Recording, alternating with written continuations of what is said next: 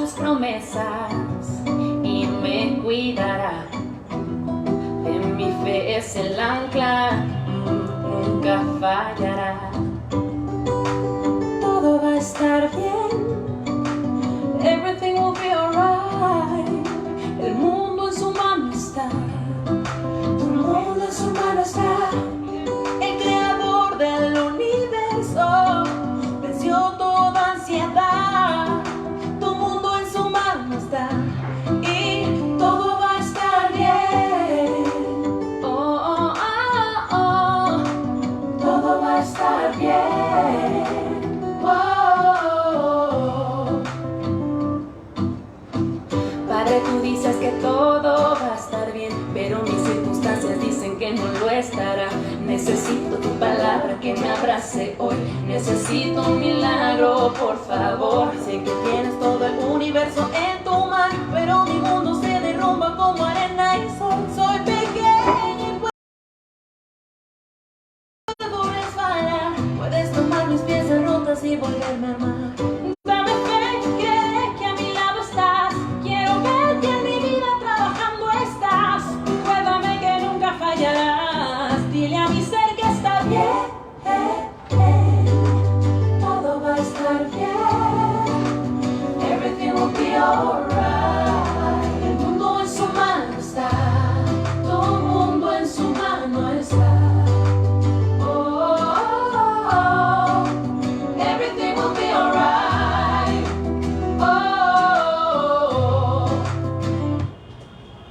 oh. Padre, te confieso a corazón abierto que todo es muy incierto en este desierto. Mi vulnerabilidad está al descubierto. Siento que mi barca está muy lejos de su puerto. ¿Por qué será que ya no sale el sol en mis días? ¿Por qué mis noches son tan frías? ¿Por qué será que siento que me falta algo? Este camino que se siente tan largo. Sé que estás sobrando, aunque no te sienta. Sé que estás sobrando, aunque no te veas. Sé que voy a salir de esta odisea. Sé que voy a ganar esta pelea. Sé que vas a estar esta marea temporal. Muy buenos días. Una vida extraordinaria. Un fuerte y gran abrazo para todos. Una vez más estamos acá reunidos, por eso damos gracias a nuestro Dios por esta nueva oportunidad, por este privilegio, porque es un privilegio poder reunirnos, poder compartir, poder hablar, poder instruirnos en su palabra. Así que agradecidos a todos ustedes por su consecuencia, por estar siempre allí. Gracias por acompañarnos por estas redes, Instagram, Facebook, YouTube. Gracias por estar allí y un fuerte abrazo para todos. Que la bendición de nuestro Dios siga manifestada plenamente en sus vidas y que sobre todas las cosas haya paz, haya armonía y haya mucha salud para disfrutar todo eso que Dios tiene ya preparado, esas obras preparadas de antemano para nosotros. Así que bendecidos todos, bienvenidos y vamos a iniciar con la enseñanza del día de hoy. Por supuesto, como antes voy a recordar algo y luego vamos a entrar en el tema. Fíjense, empezamos.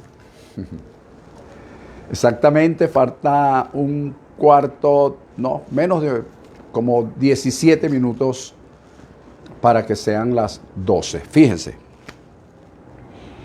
entre el domingo 11, es decir, el domingo próximo pasado, y el día miércoles 14 por Instagram, complementamos un tema que lo llamamos Prepárate para la ampliación. Prepárate para la ampliación. Fue el tema que en estos 2 días estudiamos.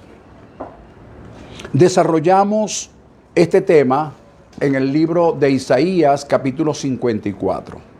Como siempre digo, por favor tener papel y lápiz para que usted luego corrobore los textos que les voy a dar.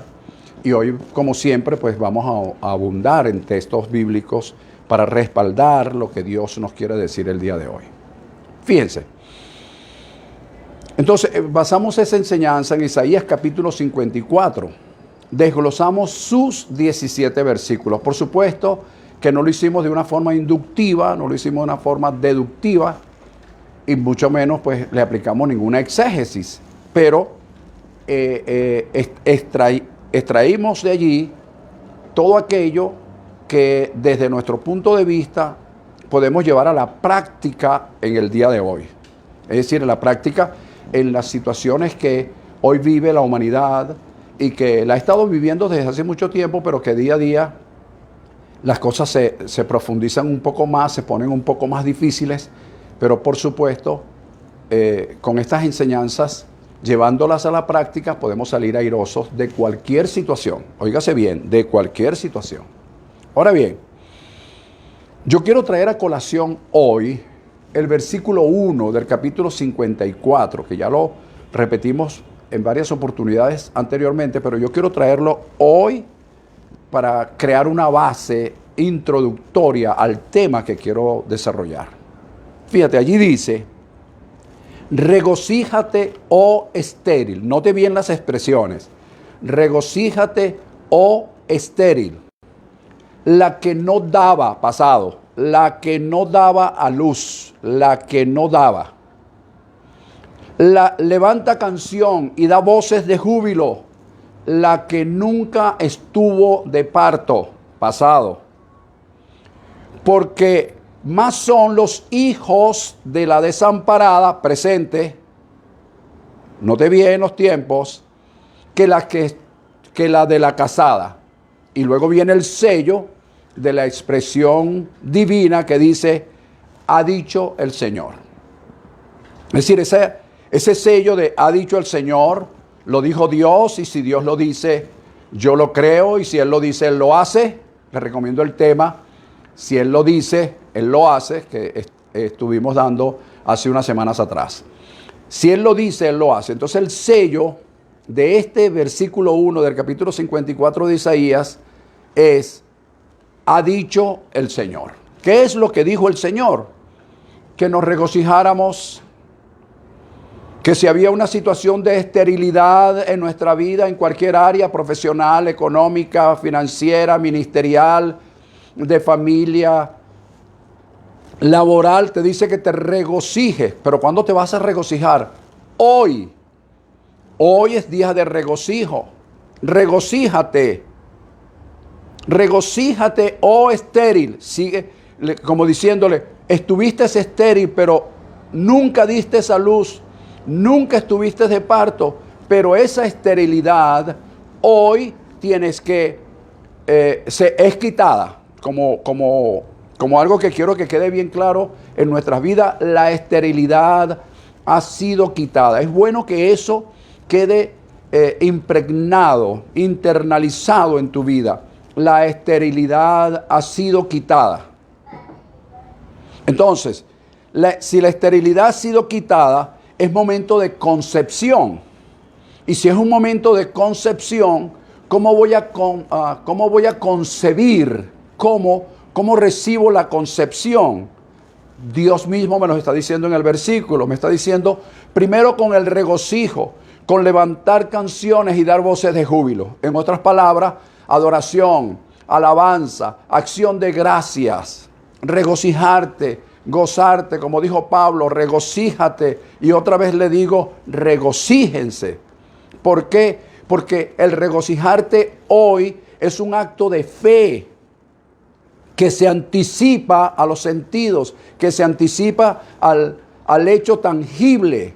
Porque él le dice estéril, pero luego le dice la que nunca estuvo, la que no daba a luz, la que no daba. Quiere decir que ahora va a comenzar a dar. La que nunca estuvo de parto, pero que ahora va a estar de parto. Permiso.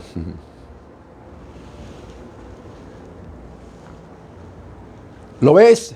No estuvo, pero estará. No daba luz, pero dará. ¿Por qué? Porque son más los hijos de la desamparada, la que estuvo desamparada, pero que ahora no lo está. Entonces, es tiempo de concepción, es tiempo de concebir. Y para concebir la forma de concebir, según me lo está expresando este versículo de forma directa, es regocijándome, levantando canción y dando voces de júbilo, de alegría, como que si lo que lo que no se ha manifestado estuviese manifestado. Recuerden lo que hemos dicho siempre, la fe es la confianza de tener hoy lo que Dios ha dicho que tengo, aunque todavía no esté manifestado plenamente. La fe es esa experiencia espiritual que se anticipa a los sentidos, que nos deja una sensación psicoemocional anticipada al sentido. Antes de que yo lo perciba, ya mi ser interior lo discierne, lo siente, lo disfruta. Eso es la fe. ¿Ok? Bien. Fíjate esto. Es tiempo entonces, como dijimos en esa oportunidad, y quiero repetirlo rápidamente, de adoración, de alabanza, de acción de gracia, de gozo, regocijo, de dar voces de júbilo. Es tiempo de ensancharnos, es tiempo de extendernos, es tiempo de dejar la escasez. Fíjate bien, es tiempo de dejar la escasez, de extender tus cuerdas y de fortalecer, de reforzar tus estacas. ¿Por qué? Porque nos los está diciendo Dios, capítulo 54, versículo 1 de Isaías. Sin embargo, en el versículo 6 y 7 de ese mismo capítulo 54, nos dice, que nos da a entender que si en algún momento estuvimos, nos sentimos abandonados, tristes de espíritu, e inclusive repudiados, como que si Dios estuviese enojado con nosotros, porque a veces sucede eso. Nos sentimos a veces como que si Dios está enojado con nosotros, todo sale mal, hacemos una inversión y no prospera, en fin. Y entonces hay una cantidad de cosas que comienzan a sucedernos, pero sin embargo Dios dice, por un momento te abandoné, pero ahora te vuelvo a tomar. Entonces es tiempo de lograr entender esto. Y por supuesto, como le dije antes, internalice que la esterilidad ha sido quitada. Se fue, la quitó Dios. Ahora, ¿cómo concibo, ya que no soy estéril? ¿Cómo concibo? Adoración, alabanza, acción de gracia, júbilo, levantar canción. Eso es lo que tengo que hacer. ¿Ok? Bien. Dicho esto, también cerramos ese tema diciendo que Dios nos introducía o quería introducirnos, y que para mí ya nos estaba introduciendo en una nueva dimensión espiritual, Y allí explicamos, denotamos 9 puntos bien interesantes el día miércoles. Pero uno de ellos nos dice que esta nueva dimensión espiritual en la que Dios nos ha introducido, porque tenemos que creer que ya estamos en esa dimensión espiritual, nos permite, escucha bien, nos permite tomar dominio y control sobre todo aquello que sea adverso a nuestras vidas. Se lo voy a decir de la forma tradicional porque yo sé que eso les gusta más.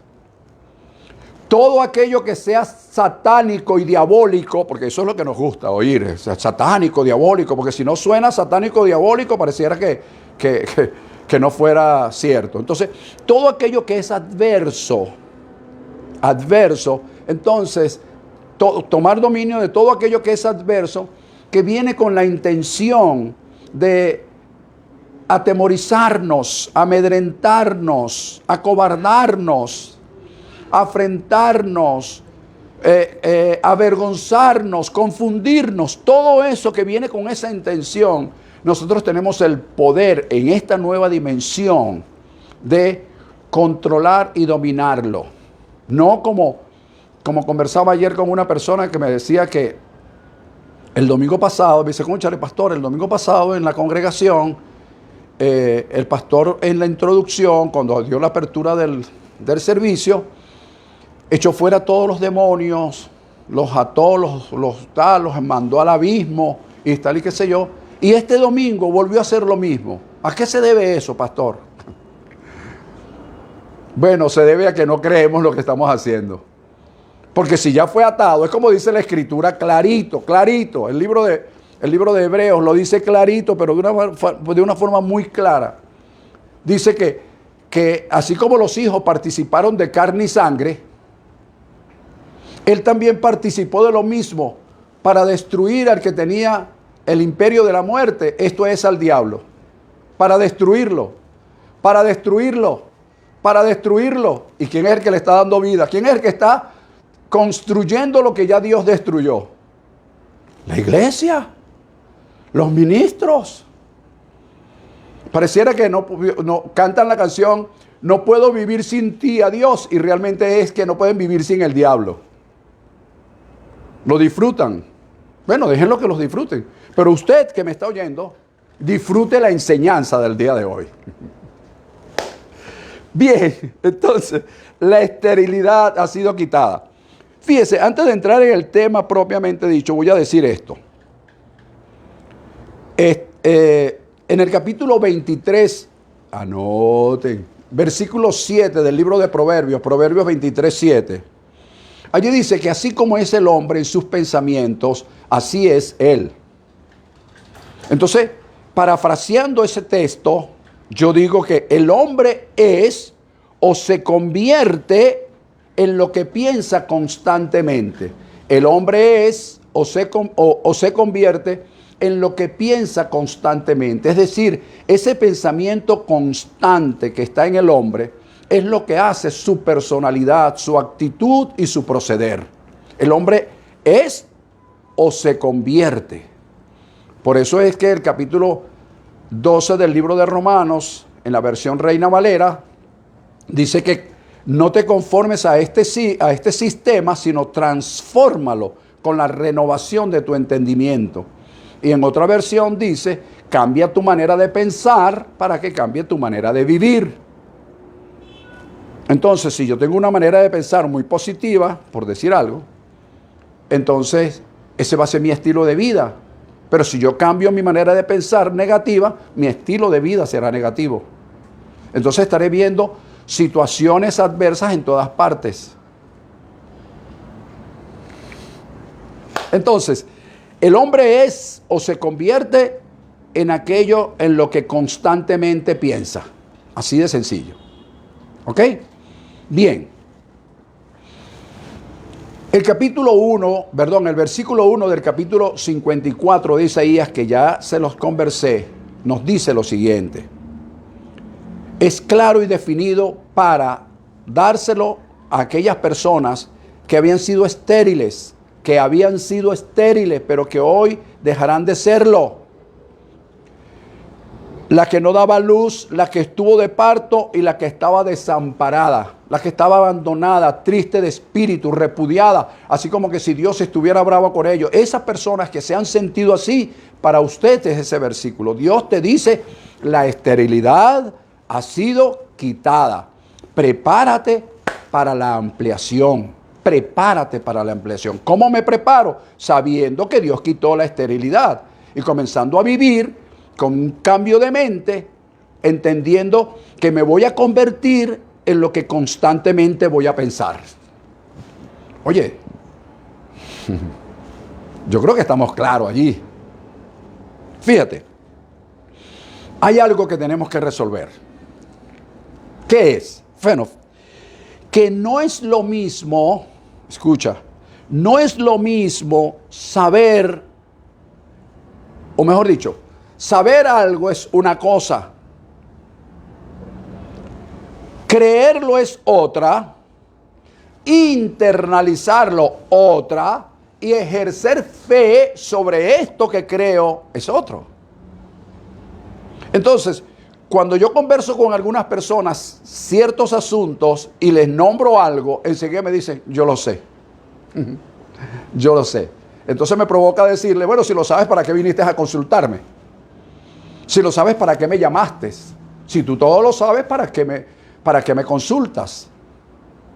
Pero como soy un caballero, pero de todas maneras por aquí se lo estoy diciendo. Entonces fíjate, una cosa es saberlo. ¿Por qué? Porque el saber tiene que ver con el conocimiento consciente que tengo en mi mente. El creerlo es pasarlo a otro nivel, es sacarlo de mi mente y llevarlo a mi ser interior. Internalizarlo, que es el otro punto, es que eso que sé, que creí, forma parte de mí. Se convierte forma parte de mí como un implante. Ya no es algo que está externo, sino que está interno y que se amoldó, se acomodó, se encarnó en mí.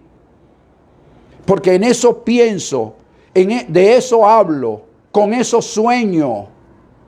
Eso es internalizar algo. Lo demás son palabras. Por eso hay personas que se la pasan repitiendo y no pasa nada. ¿Por qué? Porque solo lo saben. Porque no lo han creído. Y porque no lo han internalizado. Ahora bien, una vez que lo sé, que lo creo y que lo internalizo, falta algo más, que es ejercer fe sobre eso que sé, que internalicé, que creo y que internalicé. Ejercer fe. ¿Qué es ejercer fe? Comenzar a actuar conforme a eso que sé, comenzar a actuar conforme a eso que conozco, comenzar a actuar con eso que se formó, que se hizo en mí un estado de conciencia, que comencé a visualizarlo. Aunque no sea tangible a través de los sentidos, que no lo pueda percibir, pero dentro de mí lo tengo y yo comienzo a actuar como si eso fuera una verdad manifiesta, aunque solo hasta ahora es una verdad revelada. De esa manera yo comienzo a ejercer fe y hay una conexión en eso que está en mí, invisible a los sentidos, para que se haga visible a los sentidos. Lo que yo he dicho en varias oportunidades, tenemos que aprender a golpear lo visible con lo invisible, para que lo visible, lo que perciben nuestros sentidos en forma negativa, pueda desaparecer y hacerse presente eso invisible que está dentro de nosotros, que es la verdadera realidad en nosotros. Porque es la realidad de Dios, es la realidad del Espíritu, es la realidad en ese estado de conciencia que he obtenido por el nivel espiritual donde Dios me ha introducido. ¡Wow! ¿Qué más quieren, muchachos? ¿Qué es lo que quieres? Ok, la esterilidad se ha ido. Prepárate para la ampliación. El tema de hoy lo vamos a llamar instruidos para adorar. ¿Por qué? Porque eso es lo que Dios me está diciendo en el capítulo 54 de Isaías, versículo 1. Me está diciendo que me regocije. Me está diciendo que levante canción. Me está diciendo que dé voces de júbilo. Pero eso se ha convertido en la vueltica de la victoria en las iglesias. Da un grito de júbilo. Y eso es lo que se ha convertido. Y hoy yo quiero hablarte con mucha seriedad, con mucha responsabilidad y con mucha escritura de lo que es ser una persona instruida para adorar. Ok. Comenzamos. En el capítulo 5, 6 y 7, capítulo 5, 6 y 7 de Segunda de Samuel, se nos dice, eso es para que lo lea yo, no para que lo anote y lo deje ahí. Capítulo 5, 6 y 7 de Segunda de Samuel, para que tengan una base de lo que voy a decir, porque yo no te puedo leer los 3 capítulos en este tiempo, porque no me da tiempo. Fíjate, allí en esos 3 capítulos se nos dice que el arca de Dios, oído con esto, el arca de Dios estuvo en distintos lugares, el arca de Dios. Y el arca de Dios era un símbolo de la presencia de Dios. Repito, el arca de Dios era un símbolo de la presencia de Dios. Estuvo en distintos lugares. Pero David, que en esa oportunidad era el rey, quiso traerla, procuró traerla a Jerusalén. la ciudad, pues la capital del reino. Pero su forma de traerla violó el principio divino establecido por Dios. Fíjate lo que te estoy diciendo. Ya, olvídate por un momento, saca de tu mente que yo hablé del arca y pon en tu mente que estoy hablando de la presencia de Dios. De la presencia. Ojo, no me vengan los eruditos por allí a pensar, bueno, es que la presencia de Dios está en todas partes porque Él es el omnipresente. No me vengas con eso, porque aunque eso es cierto, no es una verdad. ¿Por qué no es una verdad, pastor? Porque una cosa es la presencia por omnipresencia, por atributo divino de Dios, y otra cosa es la presencia manifiesta de Dios. Son dos cosas distintas. Una cosa es que Dios se manifieste con su presencia y otra cosa es que esté su presencia, como que la está en todas partes. En los árboles está su presencia, en la montaña está su presencia, pero yo hablo de la presencia manifiesta. Entonces, el arca representaba la presencia manifiesta de Dios, el arca. Entonces, David procuró traerla a Jerusalén, pero el medio que usó fue un medio que violó el principio establecido por Dios. Y lo tremendo es que de alguna manera él como rey y profeta lo sabía. Y si no lo sabía él, lo sabían los profetas que lo secundaban.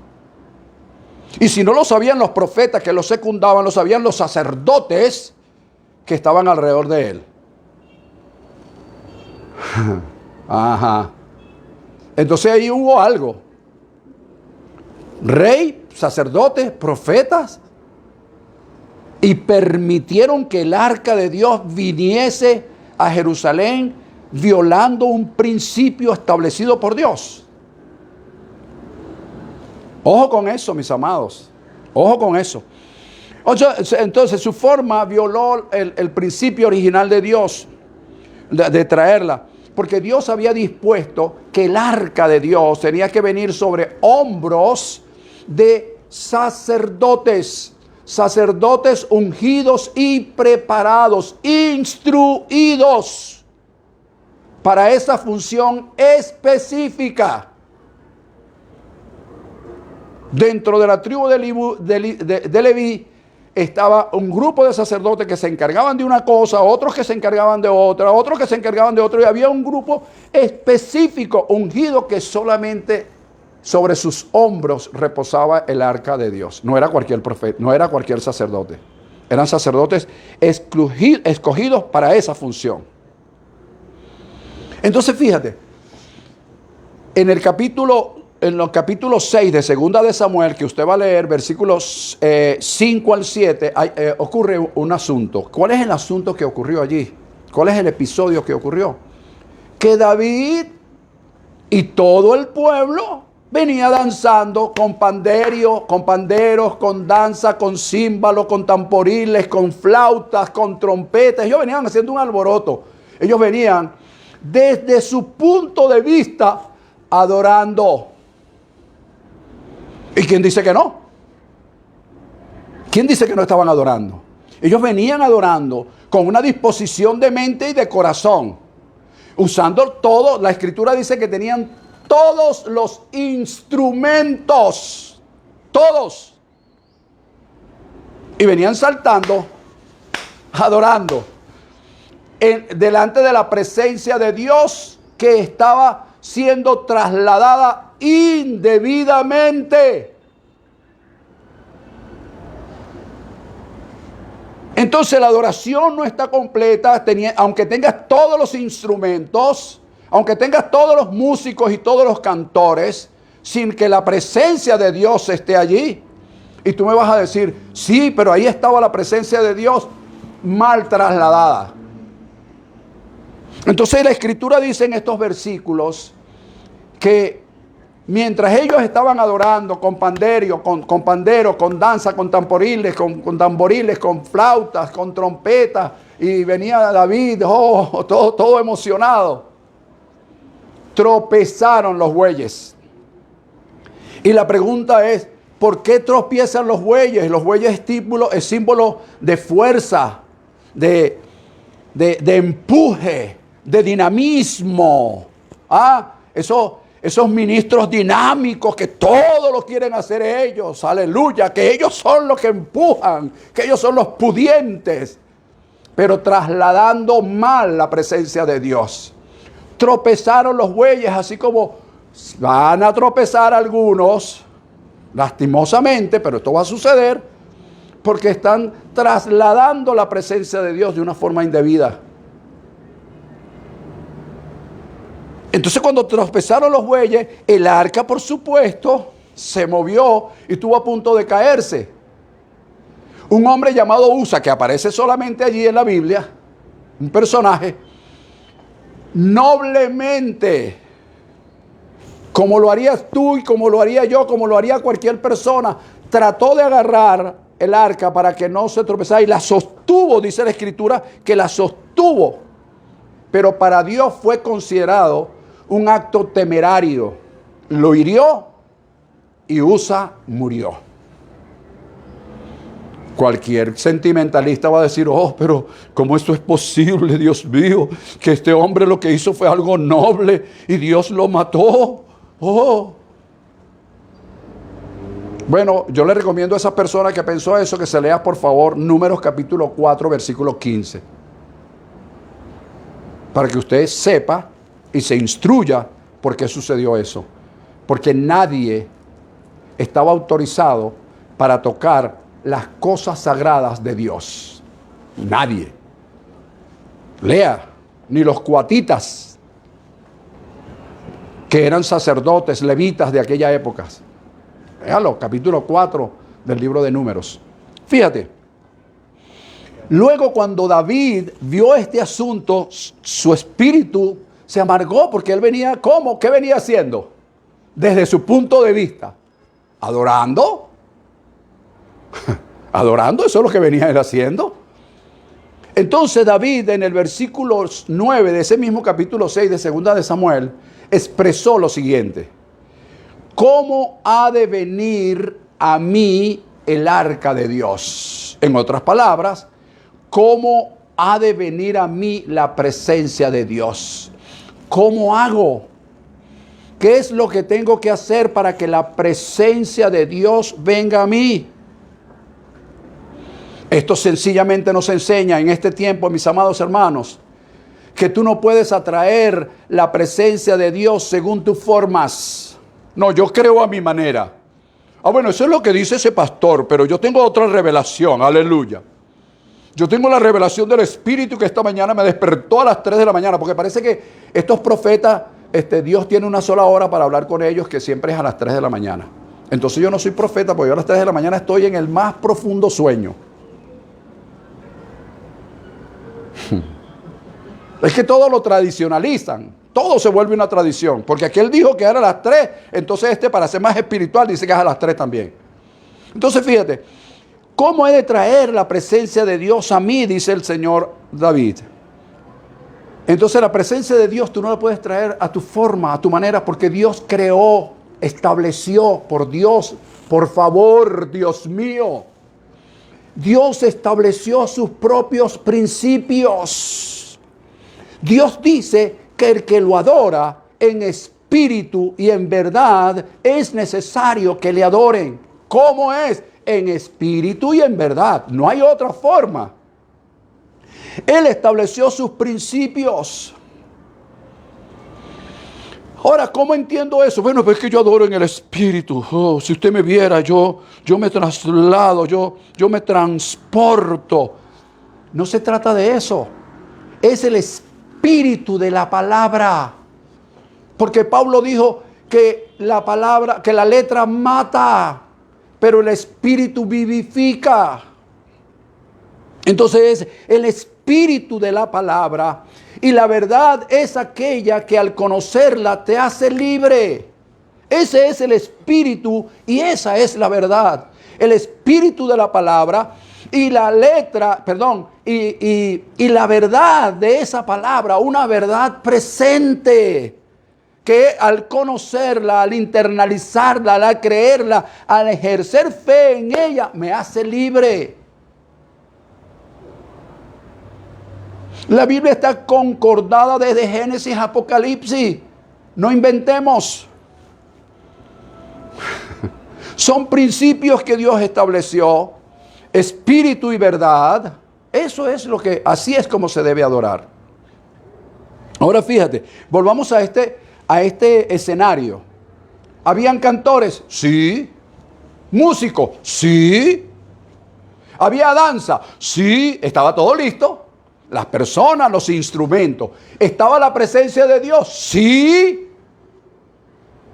¿O no es así? Lea capítulo 5, 6, 7 de Segunda de Samuel, se lo repito. Entonces leemos allí, pregunto, ¿estaba la presencia de Dios? Sí, el arca. ¿Estaban los danzarines? Sí, encabezado nada más y nada menos que por el rey, papá. ¡Ja! ¿Habían cantores? Sí. ¿Habían instrumentos musicales? Sí. ¿Habían músicos? Sí. ¿Estaba la presencia de Dios? Sí. Sin embargo, hubo muerte. Explícamelo, pues. Explícame cómo es que hubo muerte si todo esto estaba ya acomodado, ordenado. Dios mío, ¿cómo hubo muerte? Ahora te pregunto en este tiempo, ¿qué significa la palabra muerte del griego thanatos? Que quiere decir separación. Es decir, en otras palabras, pueden estar los cantores, los músicos, los instrumentos. Todo está servido, está la presencia de Dios y sin embargo hay separación. ¿Por qué hay separación? Porque se está violando lo que Dios estableció para que se adorara de la manera que Él establece y no de la manera que establece mi denominación o que establece la revelación que tuve a las 3 de la mañana. Es lo que está establecido. El que me adora en espíritu y en verdad, es necesario que me adore. Espíritu, el espíritu de la palabra. Verdad, toda aquella verdad que una vez que tenga sapiencia de ella, que la crea, que la internalice y que ejerza fe en ella, esa me hace libre. Porque es conocer la verdad, no saber la verdad.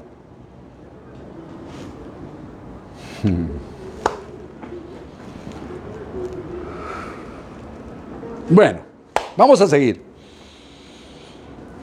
Entonces, si el modo es incorrecto, aunque todo lo demás esté dado, va a haber muerte, señores. Es decir, va a haber una separación, va a haber una ruptura. La presencia de Dios va a estar, pero no se manifestará. Ok, vamos a seguir porque esto se está poniendo cada día mejor. Fíjate, David con el tiempo aprendió la lección. Él logró traer la presencia de Dios a Jerusalén. Pero él aprendió la lección. Y cuando aprende la lección, David dedica un buen tiempo de su reinado para instruir a otros para la adoración. ¡Ja! ¡Qué tremendo! ¿Viste? Cometimos los errores, pero no nos quedamos allí. No nos quedamos criticando, ni llorando, ni desperdiciando. Él cometió los errores y se preguntó cómo ha de venir la presencia de Dios a mí. ¿Cómo? Y comenzó a indagar. Y él aprendió la lección. Y una vez que aprendió la lección, le dedicó tiempo a instruir a otros para la adoración.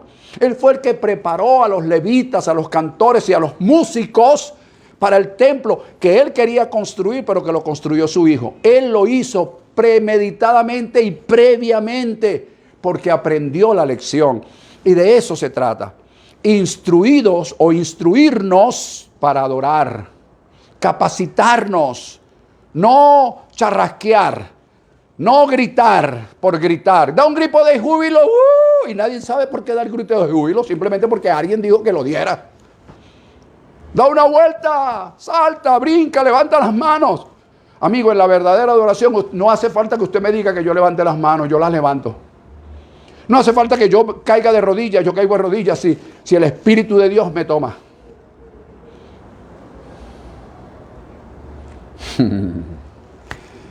Bueno, sígalo haciendo, lo está haciendo bien. Incorrectamente, pero bien. Entonces, fíjate. David dedica tiempo para instruir a otros. Primera de Crónicas, para aquellos que anotan, capítulo 25, recomiendo que lo lean. Pero los primeros versículos dicen que David, el rey, y los jefes de su ejército. Nota esto, porque eso no está escrito ahí por el gusto.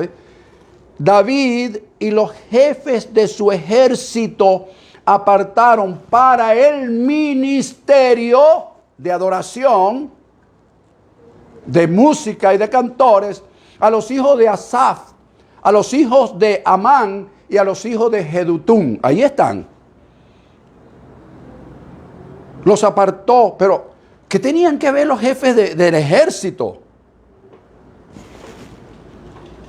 Por favor, ¿qué tenían que ver los jefes del ejército con la adoración? ¿Te das cuenta? ¿Por qué? Porque nosotros tenemos en nuestra mente tradicionalmente que los adoradores son una cosa, el pueblo es otra, y bueno, nosotros estamos aquí en un nivel que míranos pero no nos toquen. Esa es la mentalidad que se tiene religiosamente, pero no es así.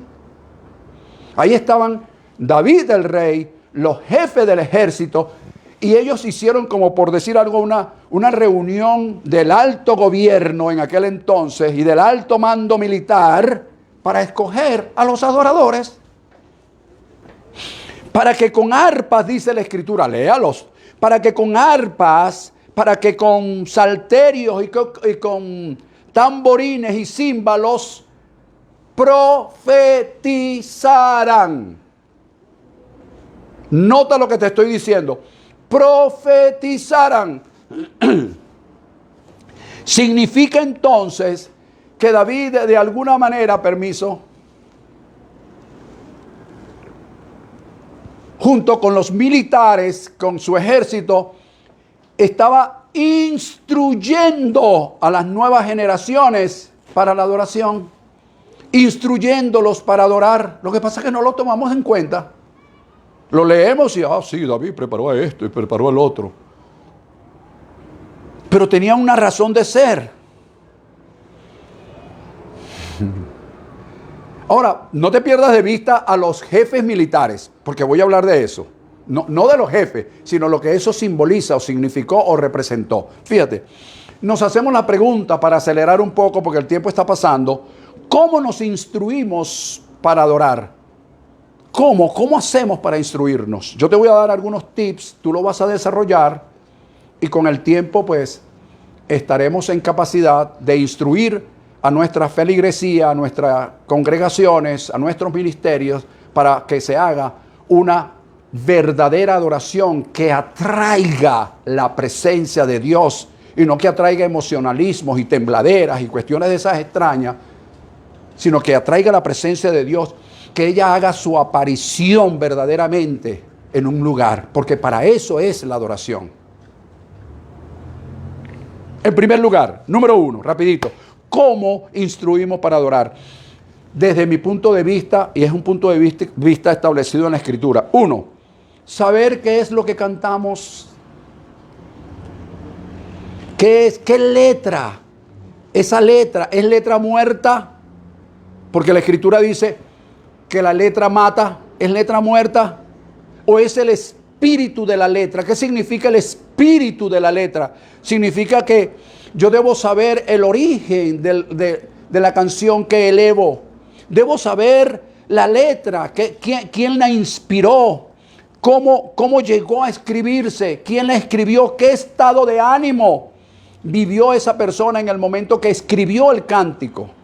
¿Cómo estuvo? ¿Qué espíritu estuvo moviéndose en ese momento? ¿Qué principios de reino estableció?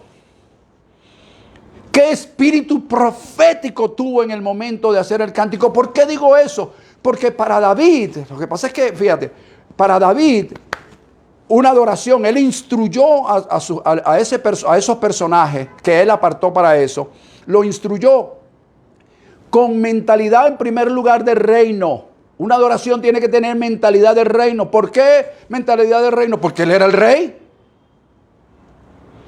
Tiene que tener mentalidad de ejército. ¿De ejército, pastor? Sí. Cultura militar. Es decir, un orden militar. Bueno, de los militares honestos, no los corruptos. Del deber ser. El orden militar. Es decir, debe haber un orden. Mentalidad de reino, mentalidad de orden, es decir, cada cosa en su lugar. ¿Lo ves? Un orden jerárquico, como es el orden militar. Porque de lo contrario, ¿qué hacían los militares apartando a las personas juntamente con David? ¿Qué hacía el personal del ejército allí? Quería imponer o enseñar el orden militar, las posiciones que debe tener cada quien en su lugar. Bueno, pero es que usted lo ve, vea una banda musical, vea, no sé, un concierto, para que usted vea que cada quien está en una armonía. ¿Eso es un orden? ¿Eso es un orden o no es un orden? Ah, no, pero nosotros queremos la pachanga, el gritico, el brincadito. ¿Cómo ha de venir la presencia a mí? Expresión de David. ¿Cómo? Se instruyó e instruyó a otros. Bien, entonces decíamos que qué verdad, qué espíritu, qué conocimiento, qué inspiración tuvo. Lee los salmos de David. David, cada salmo es un pedazo de su vida. Cada salmo es un pedazo de su vida. Cada salmo. Cuando se sintió desamparado, se iba solo a la montaña y decía: el Señor es mi pastor.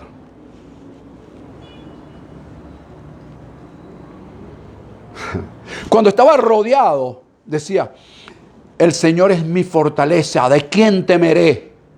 El Señor es la fuerza de mi vida, ¿de quién he de atemorizarme? Cuando se juntaron contra mí mis enemigos y mis adversarios para comer mis carnes, ellos tropezaron y cayeron. Fíjate, eran salmos escritos en determinados momentos de su vida.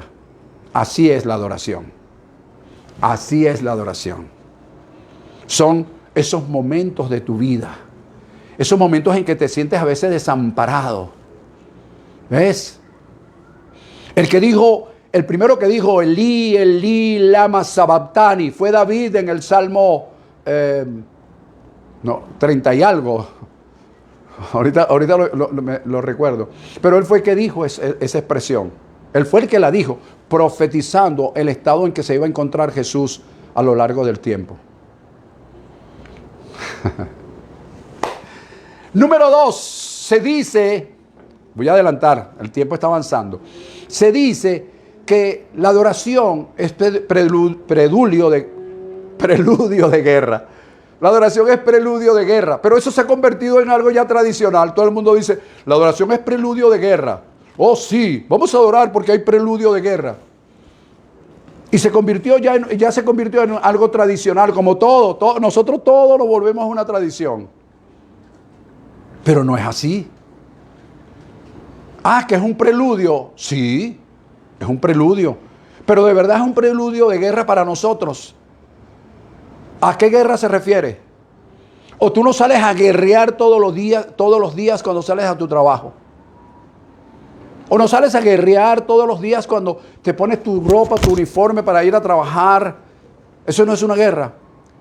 Pero si tú crees que en realidad, que ya deja de ser una tradición para convertirse en algo de verdad en tu vida, que la adoración es un preludio de guerra, tú haces tu preludio de guerra antes de salir.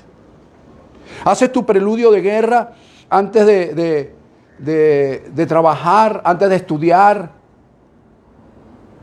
antes inclusive de preparar un mensaje, antes de predicar. Haces el preludio de guerra.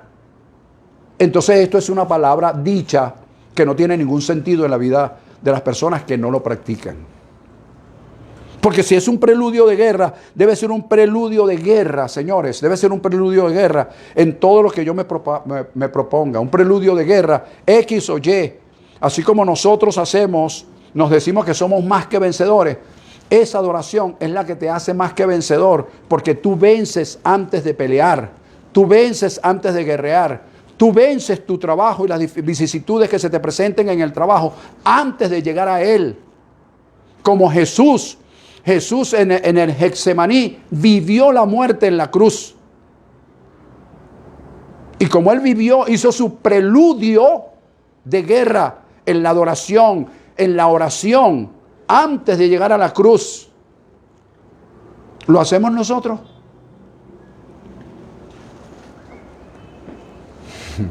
Vamos a dejarlo ahí.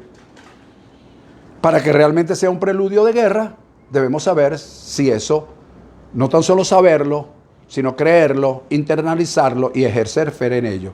Les recomiendo el capítulo 20, todo el capítulo 20 de Segunda de Crónicas. Ahí se va a encontrar con la historia de Josafat, que le dan aviso de que un gran ejército viene contra él, y él no contaba ni con los medios, ni con los recursos económicos, ni con los recursos naturales, humanos, ni con recursos de guerra. Él se encontraba en un momento en que él sabía que él no podía enfrentar a ese gran ejército. Y lo primero que comenzó a hacer fue orar. Comenzó a orar.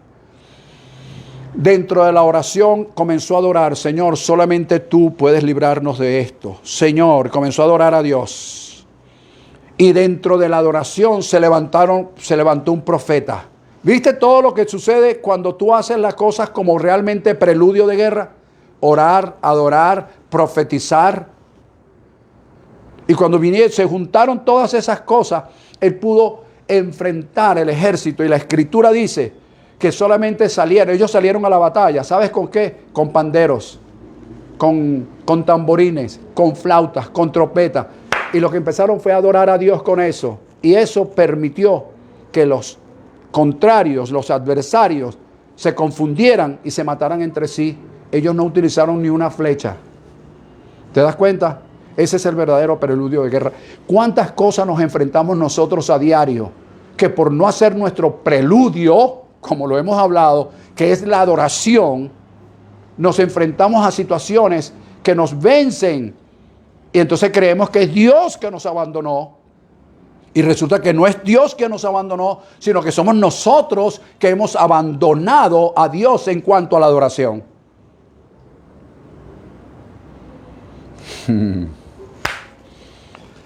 Ay, bendito. Creo que el tiempo me va a alcanzar para lo siguiente y lo otro lo vamos a continuar después, ¿será? Fíjate. Como número 3, ya te dije entonces, número 1 es saber qué es lo que cantamos, la letra, la originalidad, de dónde vino, quién lo inspiró. Tipo David, hermano. Tipo David. A veces nosotros decimos como David, en pecado me engendró mi madre. Tú no sabías lo que pasó con David en ese momento. Tú no puedes personalizar algo que no es tuyo. Tú puedes aplicar el principio, pero no personalizarlo. Señores, el número 2 entonces es que se dice que la adoración es preludio de guerra, y yo estoy de cierta manera de acuerdo bajo los parámetros que ya te enseñé. Que realmente se convierta en un preludio para nosotros y no que se convierta en una palabra tradicional como todas las cosas que nosotros tradicionalizamos. La convertimos en una tradición, se pierde la esencia, se pierde el poder y simplemente actuamos como unos autómatas. Recuerda que el tema lo hemos llamado instruidos para adorar.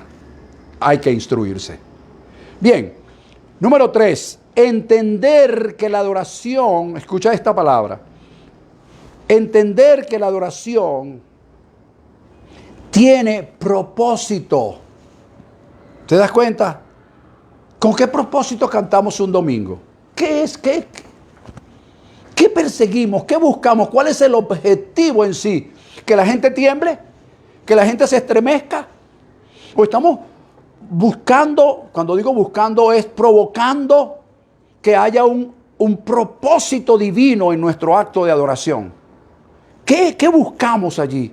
¿Cuál es ese objetivo real? Aparte, por supuesto, de adorar a Dios, de que Dios sea glorificado. Pero, ¿qué buscamos? Bueno, yo quiero decirte, entre otras cosas, que uno de los objetivos o uno de los propósitos de la adoración, para ser instruidos por ellas, o ser instruido para adorar, es que la adoración siempre va a provocar que algo nuevo nazca. Escucha, que algo nuevo nazca, se provoque un nacimiento. Bueno, pero no dice el capítulo 54 de Isaías, versículo 1, regocíjate, oh estéril, la que no daba luz, levanta canción y da voces de júbilo, la que nunca estuvo de parto. ¿Para qué me está diciendo que levante canción y dé voces de júbilo? Para que haya un nacimiento, que algo nuevo se engendre, que algo nuevo se conciba, que algo nuevo nazca. Ese es uno de los objetivos. No es cantar por cantar. Ay, ¿qué canción quiere que cantemos? Ay, esa canción sí es bien bonita.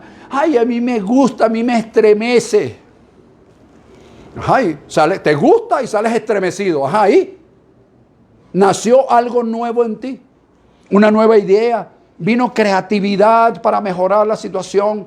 En esta época de improductividad vino una idea productiva. ¿Qué sucedió? Un culto más. Un culto más.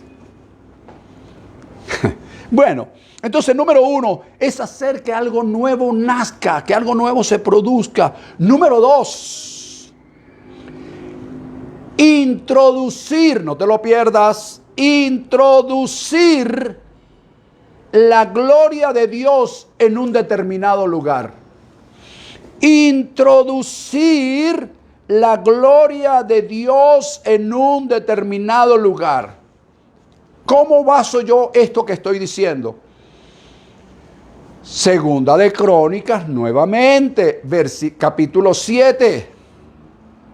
Los primeros versículos del capítulo 7 de Segunda de Crónicas dice que Salomón, cuando terminó de orar de la dedicación, de lo que fue la dedicación del templo, dice que el fuego de Dios descendió, consumió el holocausto, todo ese holocausto que estaban ofreciendo en la dedicación del templo, una vez construido por Salomón.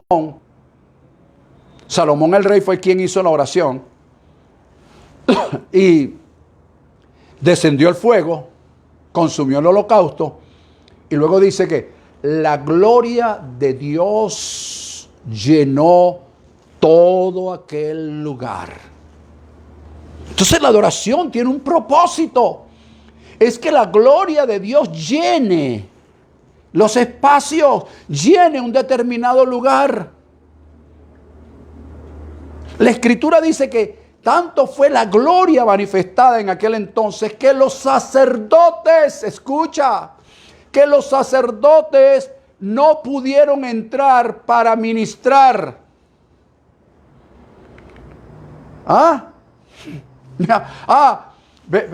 Pero alguien dice, pastor, pero eso fue adoración, eso no fue una oración. Ahí está el problema. El problema es que nosotros hemos separado todo. La adoración por un lado, la oración por otro, la predicación por otro lado.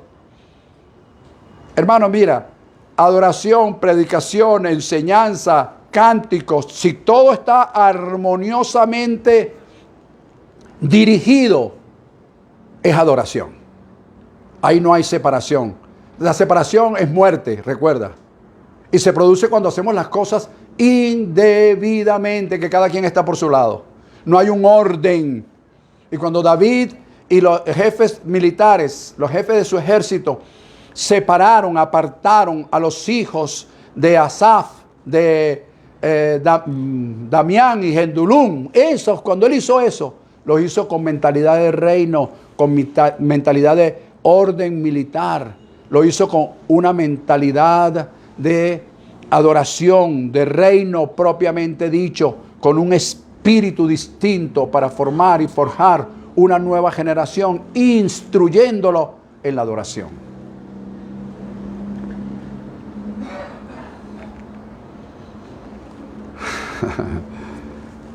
Qué bueno, ¿verdad? Fíjate. Entonces, imagínate tú que estaba por decir algo, el sacerdote Abiatar, el jefe de los sacerdotes de aquella época. Wow. Bueno, yo creo que ya no estaba. Para Salomón creo que no estaba. Pero supongamos que estaba Sadoc, pues vamos a nombrar a Sadoc o cualquier otro nombre de sacerdote. Y diciendo, bueno, he preparado un tremendo mensaje para hoy, para este día domingo. Oh, aleluya. Se van a estremecer las paredes. Santo el Señor. Oh, porque lo que traigo es una bomba, una revelación que Dios me dio a las 3 de la mañana. Imagínate tú que estuvieran allí conversando todos los sacerdotes, cada uno pensando en lo que iban a hacer. Y resulta que se levantaron las manos de alguien que tenía mentalidad de reino, que sabía que era a través de principios, que sabía que era en espíritu y en verdad, que tenía el objetivo de hacer nacer algo nuevo y que la gloria de Dios llenara un espacio, y levantó sus manos, como en el caso de Salomón en ese entonces. Y la gloria de Dios llenó aquel lugar y los sacerdotes se quedaron con su mensaje en el bolsillo. Porque cuando la gloria de Dios se manifiesta, que es uno de los objetivos de la adoración, tu predicación se queda corta, tu enseñanza se queda corta. Te tienes que agarrar tu enseñanza y ponerla dentro de tu bolsillo, porque la gloria de Dios, atraída por una verdadera adoración, hizo lo que tenía que hacer. Ya el mensaje no hace falta. A menos que el mensaje esté ordenado, sincronizado, armonizado con esa adoración.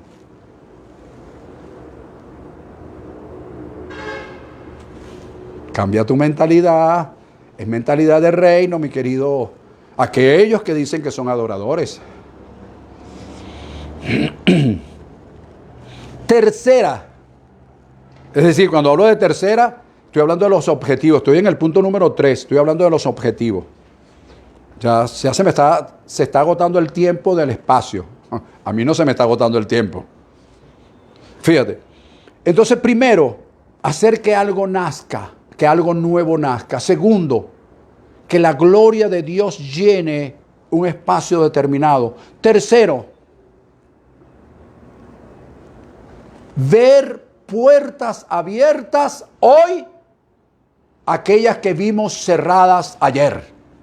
Es decir, ayer vimos unas puertas cerradas, pero entendimos, comprendimos, internalizamos, creímos y ejercimos fe de júbilo. Entonces yo comencé a actuar con base a eso y comencé a adorar y comencé a declarar y levanté voces de júbilo y comencé a creer, a internalizar que lo que Dios me está diciendo es verdad, que la esterilidad se fue, es cierto, la recibo, la internalizo, la creo, ejerzo fe en ella. Entonces esa adoración me hace ver puertas abiertas cuando ayer las veía cerradas. Veo que los muros, los que me separaban para alcanzar mi objetivo, se derrumban. Veo que las prisiones de error, esas cerdas se abren y puedo salir en libertad. Hay libertad cuando se adora. No es libertad para adorar, es adorar para obtener la libertad. La libertad de esos pensamientos que nos abruman, de esas inquietudes, de esas inseguridades, de esas dudas, de esos insomnios que nos levantamos pensando qué hacer, ahora qué voy a hacer, qué voy a hacer con mi vida. Bueno, todo eso se va cuando entendemos y comprendemos, internalizamos y realizamos y ponemos en práctica Isaías 54:1. Regocíjate, oh estéril, la que no daba luz, levanta canción y da voces de júbilo, la que nunca estuvo de parto, porque más son los hijos de la desamparada que la que tiene marido, que la casada. Es tiempo entonces, mis amados, de agarrar en serio lo que significa y ser instruidos en la adoración, en la alabanza, en la acción de gracias. No te conformes con un cántico. Procura que todo tu ser esté adorándolo. Y sabes, una de las formas tremendas de adorar a Dios, a veces no es cantando, ni tocando un instrumento. ¿Sabes cuál es? armonizar mi palabra con Él, con la palabra de Él, armonizar mis pensamientos con el pensamiento de Él, armonizar mis pasos con los pasos de Él, y siempre cuando voy a hacer algo preguntarme si Él estuviera aquí, ¿qué haría? Eso es un acto de adoración, y eso no son cánticos, eso no necesita música, lo que necesita es armonía de mi espíritu, mi alma y mi cuerpo con el Espíritu de Dios, tener esa armonía. A veces decimos, ay, qué es bueno que los hermanos estemos juntos en armonía, y nosotros tenemos desarmonía con nosotros mismos. No puede haber armonía exterior si no hay armonía interior, porque mi mundo exterior es el reflejo de mi mundo interior. Vamos a armonizarnos nosotros. Es como que alguien dijo en una oportunidad que siempre procuramos hacer que otros cambien y estamos desesperados. Yo dirigí un centro de rehabilitación para personas con problemas de drogas, por favor, yo sé lo que les estoy diciendo. Y era querer cambiar a la gente. Pero le escuché una vez a una persona decir, si tú cambias, no tienes ni siquiera que intentar que otro cambie. Lo harás cambiar con el cambio que se produjo en ti.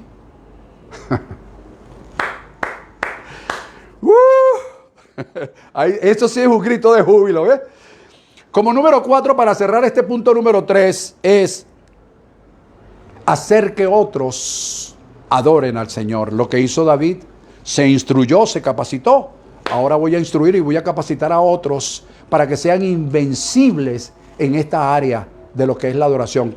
Formar una nueva generación que aprenda y sepa y que esté instruidos para adorar.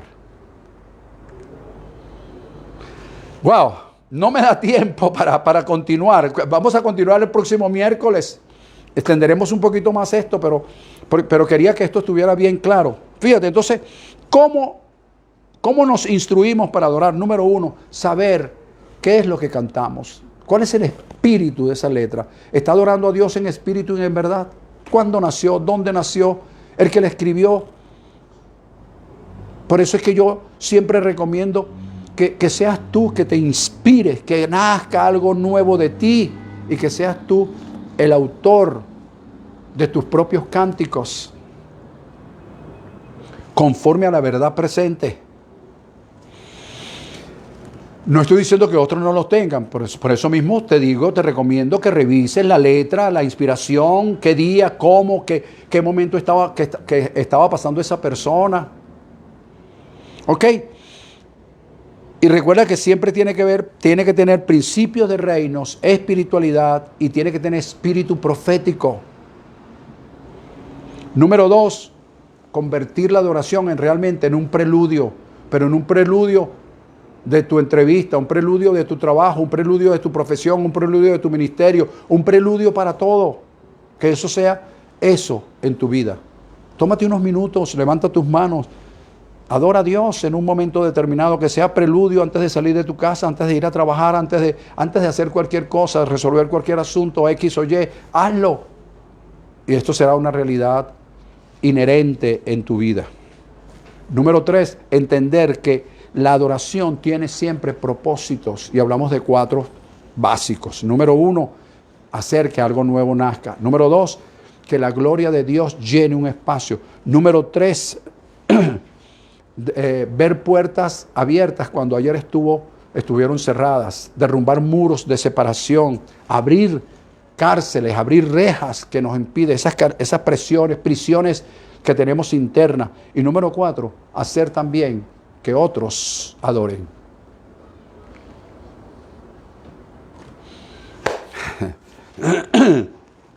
Como dicen las antiguas, permiso.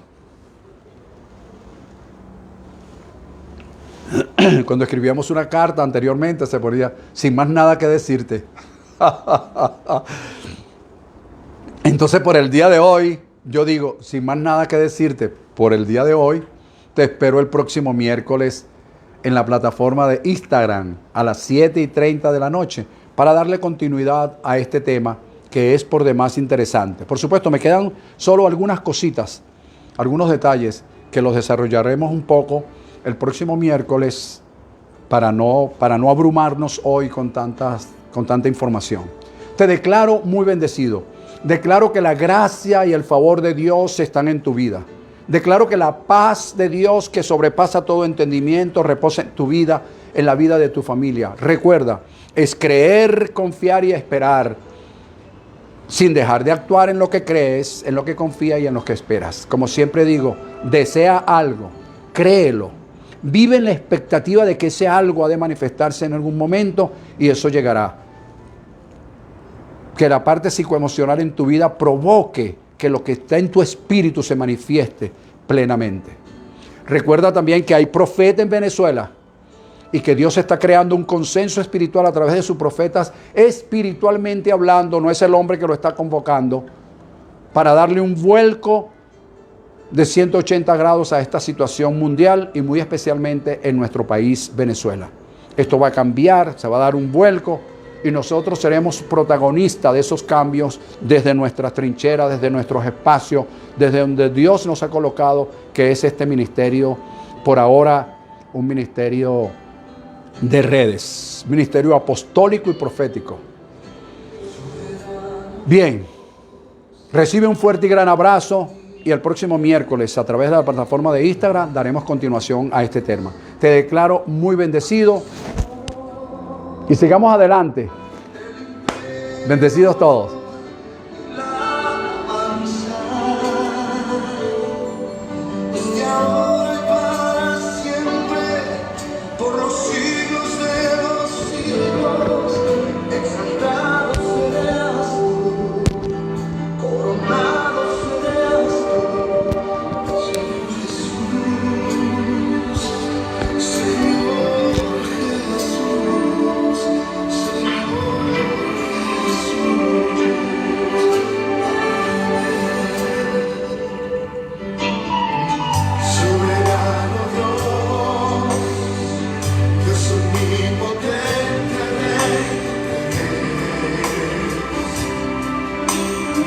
Shadow